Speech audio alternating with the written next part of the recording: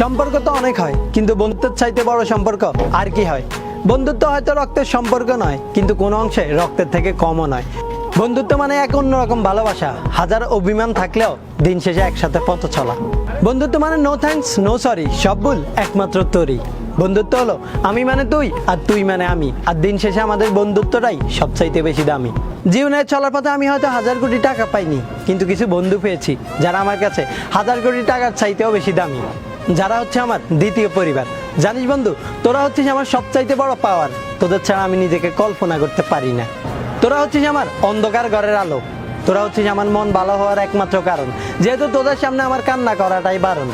হারাতে চাই না তোদের, সারা জীবন তোদেরকে এভাবেই পাশে দেখতে চাই। অনেক বেশি ভালোবাসি তোদেরকে। মানুষ মাত্রই মরণশীল, হয়তো কোনো একদিন আমিও হারিয়ে যাব তোদের কাছ থেকে।